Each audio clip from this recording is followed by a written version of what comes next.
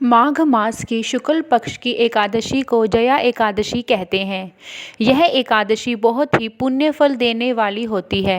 इस एकादशी का व्रत करने से मनुष्य नीच योनि यानी भूत प्रेत पिशाच जैसी योनि से भी मुक्त हो जाता है।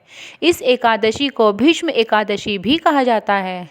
जया एकादशी व्रत कथा के बारे में बताते हुए भगवान श्री कृष्ण महाराज युधिष्ठिर से कहते हैं कि एक बार नंदन वन में उत्सव चल रहा था। इस उत्सव में देवता, सिद्ध, महात्मा और दिव्य पुरुष विद्यमान थे।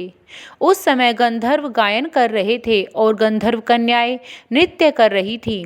सभा में माल्यवान नाम का गंधर्व गायन कर रहा था और पुष्पवती नामक गंधर्व कन्या का नृत्य चल रहा था। नृत्य करते समय जैसे ही पुष्पवती की नज़र माल्यवान पर पड़ी, वह उस पर मोहित हो गई।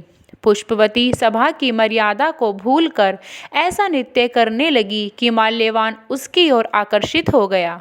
वह गंधर्व कन्या के अद्भुत नृत्य को देखकर अपनी सुध बुध खो बैठा और गायन की मर्यादा से भटक गया, जिससे सुर और ताल उसका साथ छोड़ गए। देवराज इंद्र को पुष्पवती और माल्यवान की इस अमर्यादित कृत्य को देखकर बहुत ही क्रोध आ गया और उन्होंने दोनों को श्राप दे दिया कि तुम दोनों स्वर्ग से वंचित हो जाओ और पृथ्वी पर अति नीच योनि पिशाच योनि तुम दोनों को प्राप्त हो। इंद्र के श्राप के कारण दोनों पिशाच बन गए और हिमालय पर्वत पर एक वृक्ष पर दोनों रहने लगे। उन दोनों को पिशाच योनि में बहुत ही कष्ट भोगना पड़ रहा था। एक बार माघ माह के शुक्ल पक्ष के एकादशी को दोनों अत्यंत ही दुखी थे। उस दिन उन्होंने केवल फलाहार ही किया। रात्रि के समय दोनों को बहुत ही ठंड लग रही थी, जिससे उन्होंने सारी रात्रि जागते हुए ही काट दी। ठंड के कारण दोनों की अगले दिन मृत्यु हो चुकी थी और उनसे अनजाने में ही जया एकादशी का व्रत हो गया था, जिसके प्रभाव से उन्हें पिशाच योनि से मुक्ति भी मिल गई।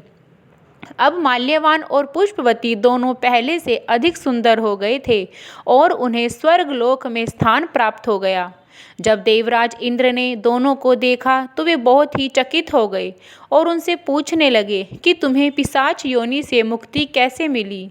तब माल्यवान ने कहा कि यह भगवान विष्णु की जया एकादशी के व्रत का प्रभाव है। हम इस व्रत के प्रभाव से ही पिशाच योनि से मुक्त हुए हैं। देवराज इंद्र यह सुनकर बहुत ही प्रसन्न हुए और कहने लगे कि आप अब विष्णु भक्त हैं और इसलिए आप मेरे लिए भी आदरणीय हैं। अब आप इस स्वर्गलोक में आनंद पूर्वक विहार करिए। जो श्रद्धालु भक्त इस एकादशी का व्रत रखते हैं, उन्हें दशमी तिथि को एक समय ही भोजन ग्रहण करना चाहिए और इस बात का ध्यान रखें कि भोजन सात्विक ही होना चाहिए। फिर एकादशी के दिन सूर्योदय से पहले उठकर स्नान आदि से निवृत्त होकर विष्णु भगवान की पूजा करनी चाहिए। एकादशी के दिन सिर्फ फलाहार ही करें। फिर अगले दिन द्वादशी को गाय और ब्राह्मणों को भोजन कराकर स्वयं भोजन करें।